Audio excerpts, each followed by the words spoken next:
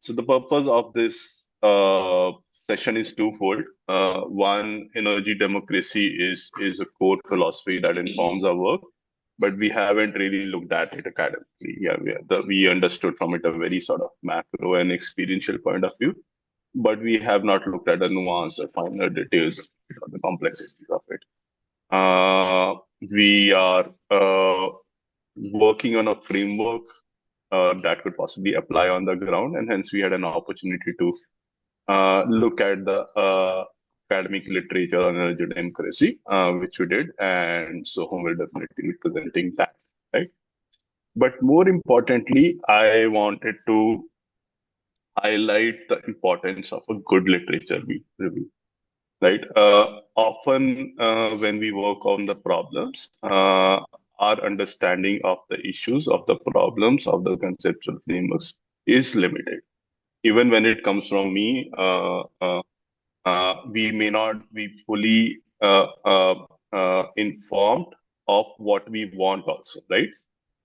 In our space, since we deal with new issues, added dimension, there is always uncertainty. And in the structure that we work, where a lot of our work is not repetitive, right? But we are also always looking at new dimensions, building our own capacity also in new dimensions. It is pertinent that we work on the definition of the problem itself before we, hit the ground and start the field work, start talking to people, look at data, etc., right? I think, in the piece of work that Soham did, he has captured it beautifully. Soham does not have any work experience in energy democracy or decentralized RE, so to speak, beyond the bare minimum that may have experienced in during while working at CEEP, right? And my communication to him was also that okay, we need to build some frameworks on the on energy democracy and DRE. I give him the frame of the project, which will look at developing models in 6 to 7 villages in Gujarat and Rajasthan. So that's pretty much what he walked with, right? But by the time he came back, I think he took my understanding also and overall project direction to a different level altogether, right? Uh, in a nutshell, we could have delivered what we wanted regardless, but I think it just brings a whole new level of comprehensiveness, critical thinking, and preparedness by the uh, thanks to the diligent review that is done. So again, the thing I want to highlight is that before we jump on the ground, and we often work with our biases and we know what needs to be done, it is important to sit back and look at the work that has already been done and break down the problems, look at different dimensions of it. So handing over to Soham. Soham, over to you. You have next hour and a half, whatever it is needed. Uh, Take us through the process and take us through what you discovered also. Thank you. Okay. Thank you, Simran. I'm just going to share my screen.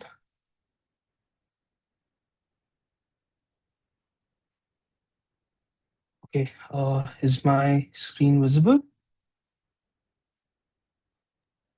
Yes, it is. Okay. All right. So as Simran mentioned, we had a call about 2.5, 3 weeks ago, and he gave me a larger frame of what he expected out of the literature review. It was a larger understanding of how decentralized energy planning is to be done in these villages, and because I was part of the NOC team, I had a little bit of idea of how to go about it. So what I did is I took a step back and went through the process of how we built the instrument survey, which was done by Manideep. And I went back to the survey instrument, and at the macro level, I looked at what dimensions was the survey taking a look at. Once that was done, sorry. this is the larger methodology that I came about. What I did is I built a mind map on the dimensions of how we approached the no problem, also the qualitative. And I realized that there might be some foundational papers across energy democracy and decentralized energy literature that I need to look at. Um, Heavily cited, something that has been used over and over again. I took those papers. There are about 8 to 10 papers, but I'll discuss 2 or 3 papers.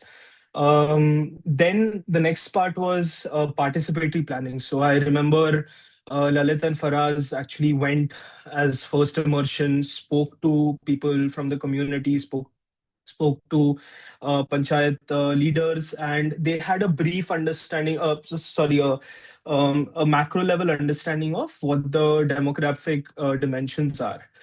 uh, I wanted to understand, are there other frameworks that people were using in terms of participatory planning when a decentralized energy system is being worked on. That led me to a couple of papers and a couple of frameworks for participatory planning. Then I moved next. This was a piece of work that Simran and I did in the NOC presentation. Is for the CSR build out. How were if there is a CSR intervention in NOC for decentralized energy systems, how do we then manage resources? What is the resource planning framework that is largely being used across developing countries around the world. Then next is siting frameworks. So for siting frameworks, because there's a lot of work that we do on land, labor, and governance, especially for large RE, I wanted to understand that is there a siting framework for decentralized energy systems also? There are a couple of frameworks. I will discuss them during the course of the literature review. And the last was, what are standardized tools or equipments or any sort of forecasting methods for decentralized energy planning that are being used across the world. Okay. So the first paper that I went through was what is energy democracy and what is its definition. So this paper by Suzleki K, it it deconstructs what energy democracy is.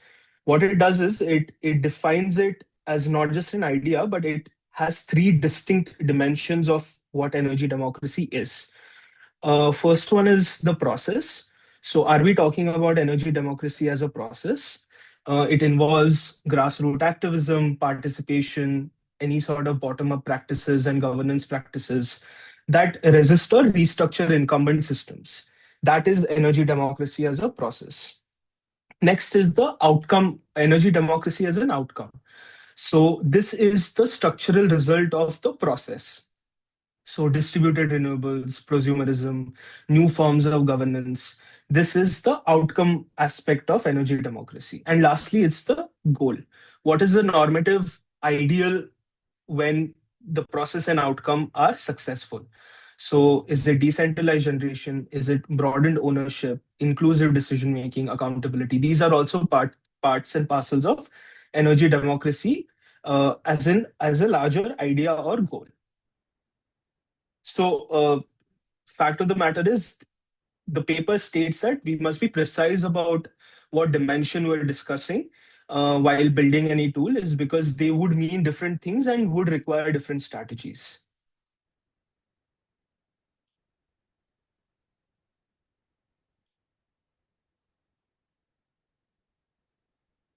Next is a meta-analysis that Hiremath and other authors have done to understand what are the larger frameworks of decentralized energy planning, how have they been modeled, and how have they been applied. The paper sort of discusses 4 key aspects or drawbacks of decentralized energy planning that has been done up till 2020. First is that a lot of decentralized energy planning frameworks are fragmented by scale. So they are mostly at a pilot scale. They are mostly optimized for one renewable type and are rarely integrated across tiers. They're not meant for mixed systems such as wind, solar, diesel generation, any of the other resources that the community might have, and also a lot of siloed assessment in terms of demand, resources, and environmental impact. So all of these have been in different frameworks analyzed separately.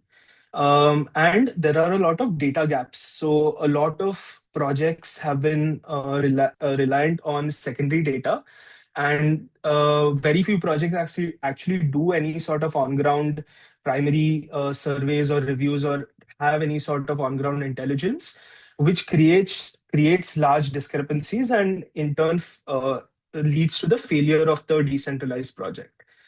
One key insight from the paper was that developing countries, especially where decentralized energy planning is to be done, it needs a modular toolbox based on specific demand, supply, and socioeconomic conditions.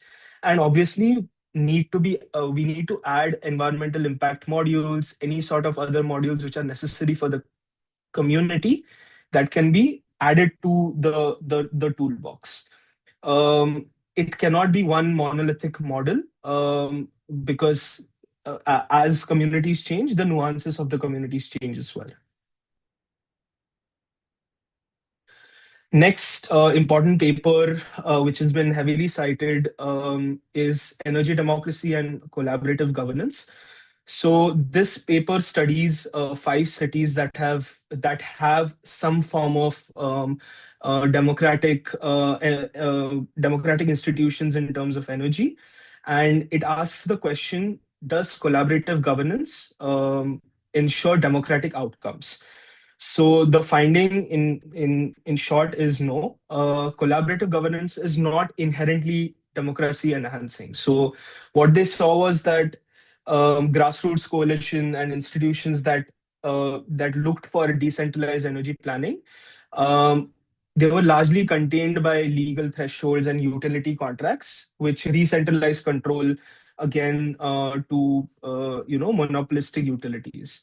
There were also a lot of cooperatives that were formed, but they prioritized dividends for their co-op members rather than larger, broader public benefit.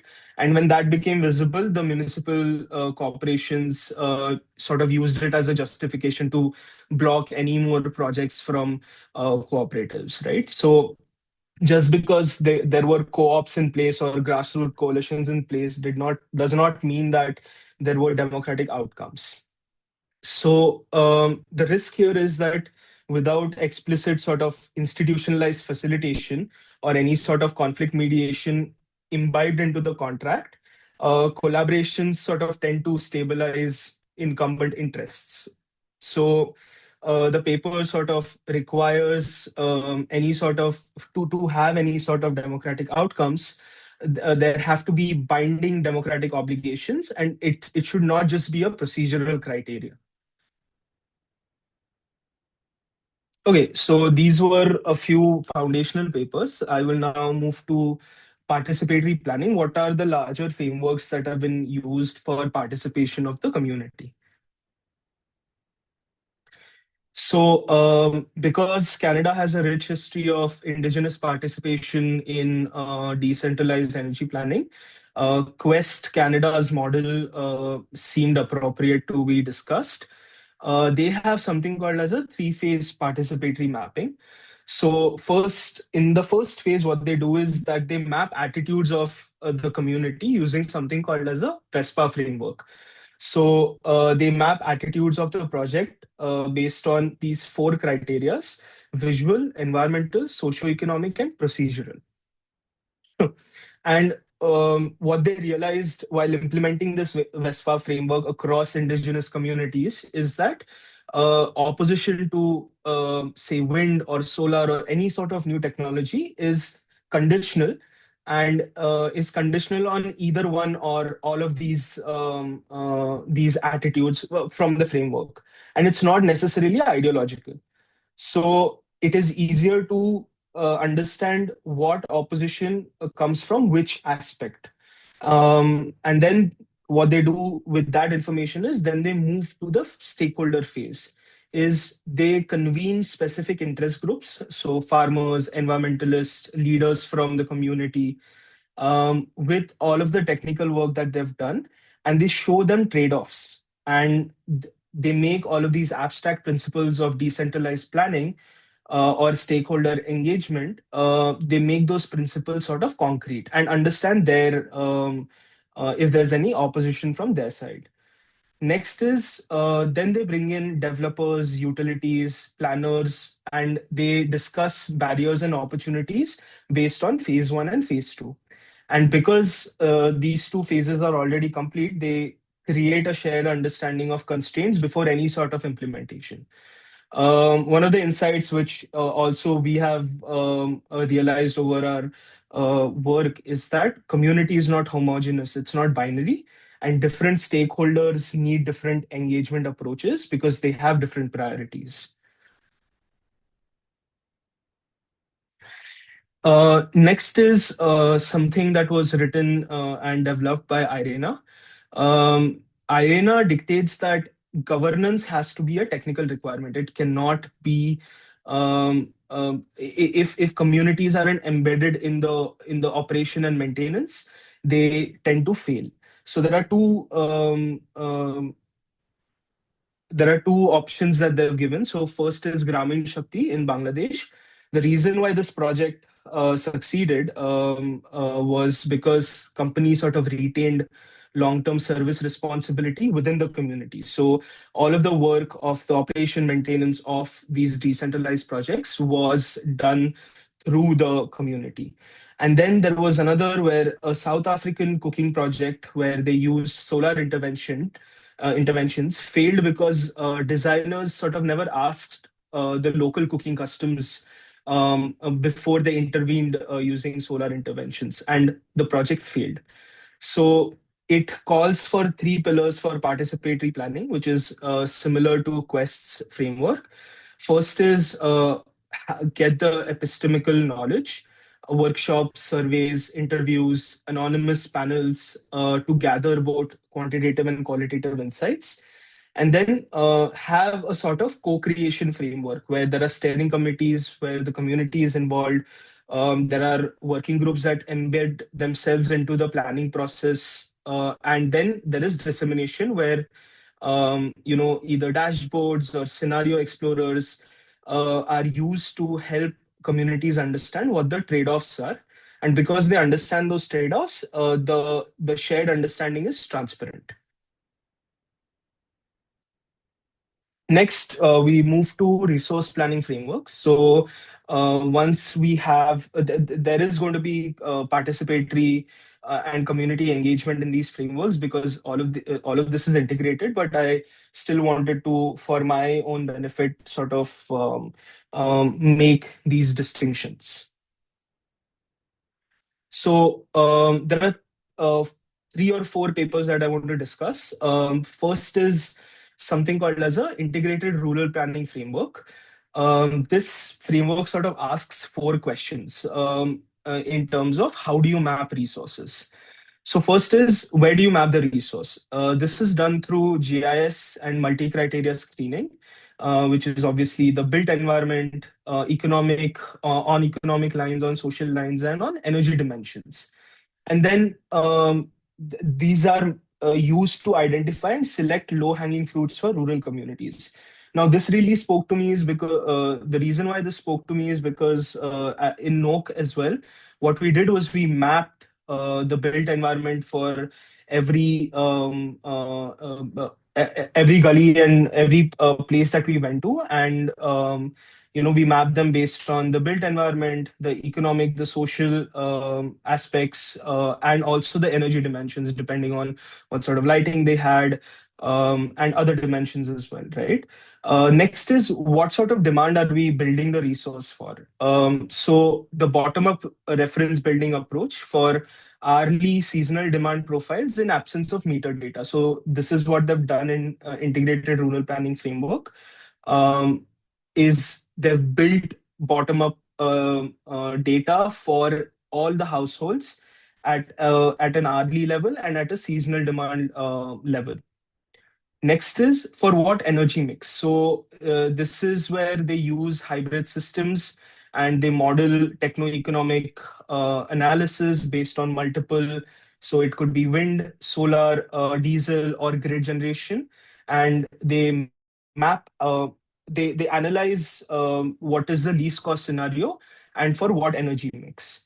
And then finally, they ask how to implement all of this, right? So it could mean demand side management. It could mean building retrofit strategies. It could also mean capturing efficiency by reducing load, increasing quality gains to improve the economies of rural electrification. One of the reasons why the structure was interesting is because it is iterative. If you don't have a right energy mix, you go back to the demand and you go back to implementing, and it's not linear.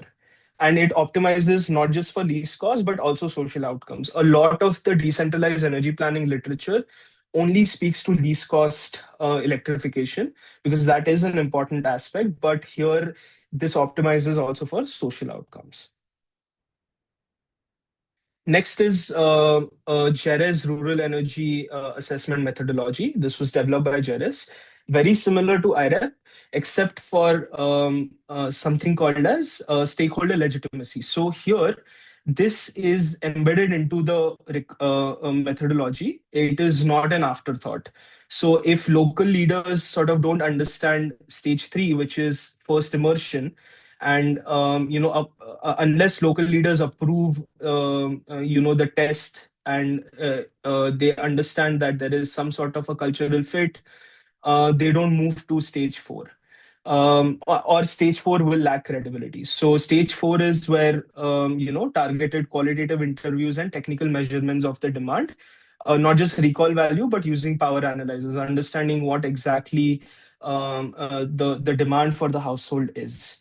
And then obviously you have the same processes like IREP, where the scenario modeling, any sort of research done through GIS data imagery before any field work, etc.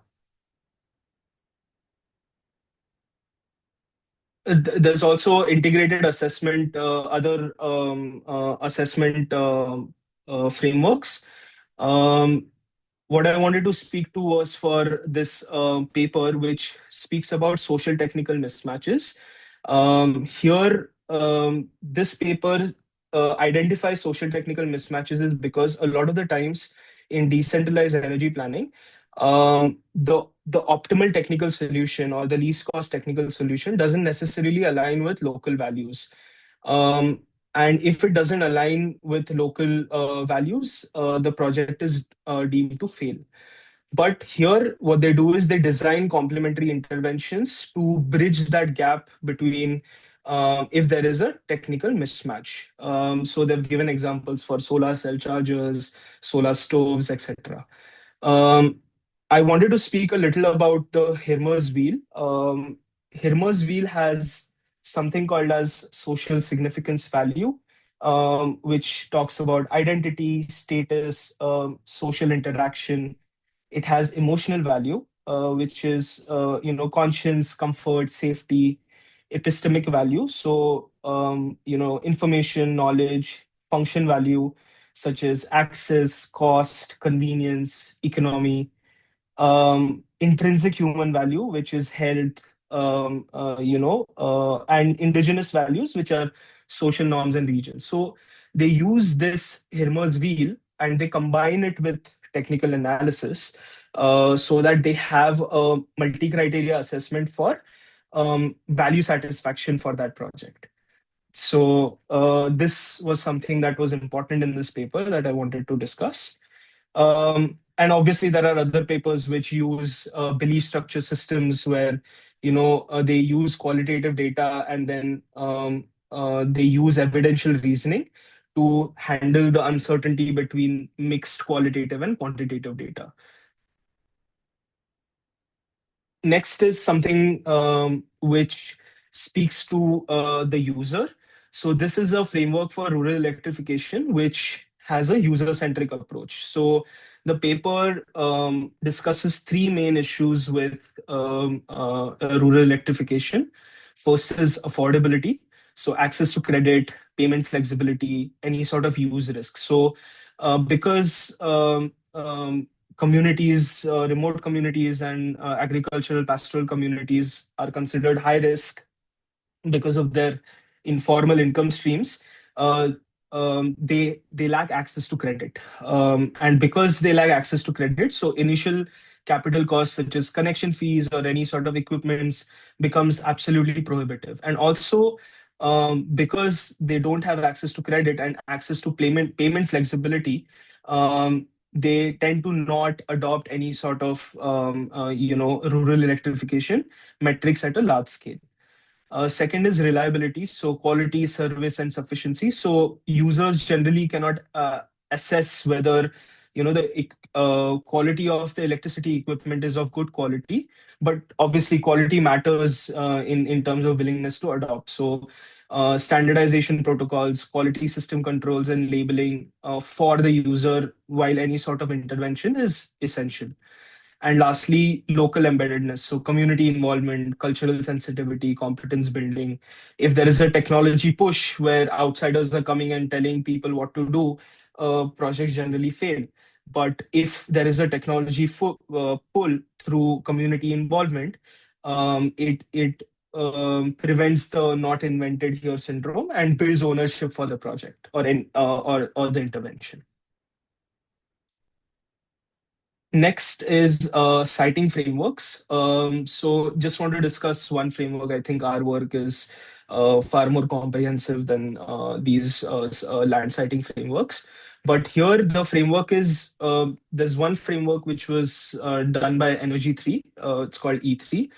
What they do is that they build typologies around the permitting authority and discretion. So who's the permitting authority when it comes to land permissions? Is it state-led, province-led, or is it local-led, municipal-led, or is it a mix of both?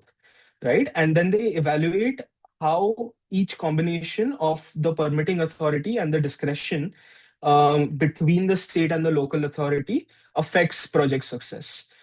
This was something that was important. I felt that was to be added. And then obviously there are they have given certain building blocks for what makes a project work, and how predictability and standardization of these criterias based on the permitting authority will lead to lower development risk and faster deployment.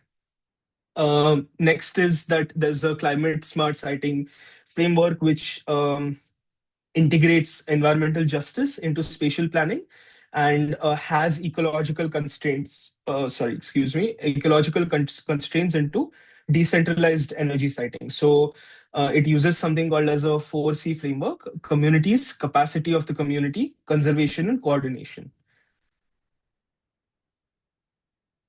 Lastly, what are the tools that are used for decentralized energy planning? The most used tool across the 50 odd papers that I've read was something called as Homer Pro. This is an industry standard hybrid system optimization software. So what it does is it has abilities to add your framework, add your planning framework, and give social outcomes, not just least cost outcomes. So this is something that has been used across papers. And the second most used tool is the NREL's REOP decision tool. There's also the World Bank tool, but it hasn't been used as much because it only looks for least cost electrification. So techno-economic, same with NREL. It does integrates cost, performance, and resilience and optimization. And again, it's a techno-economic system, and it can model for multiple scales. Next is, how do we solve the demand problem, and how do we solve the demand forecasting problem in decentralized planning networks? So a paper that was important is improving electricity demand growth estimation in rural areas. What they did was they surveyed 150 households in a Kenyan mini grid and reconstructed year by year application tier progression.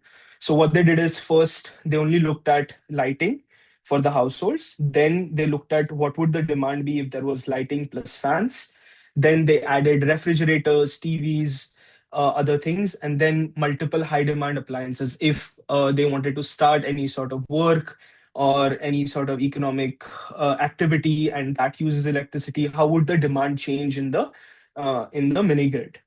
And they projected a 20-year demand using logistic curves. And what it showed was that aggregate demand sort of triples in communities because they shift from lighting when there is an intervention to modern appliances. And this matters because obviously static demand assumptions sort of they vastly underestimate what the real demand is, and this in turn reduces the actual capacity, generation capacity, and if there's any energy storage capacity for the future. Lastly, because we're also looking at grid connected decentralization, there were two papers that were important here. There's a paper by Strategen which speaks to what the benefits of trans- development of transmissions around decentralized energy systems are. Um, it mentions that transmissions sort of enable DER scalability and export capacity, and DERs obviously defer transmission investment as non-wire alternative. So it is a mix, using a mixed strategy for DER, which is distributed energy resources, would be better than just looking at a microgrid or a mini grid cluster. And the next is there's a case study which looks at what is the break-even distance using Homer Pro, the break-even distance for grid connection viability for any sort of decentralized energy resources. And yes, that's about it.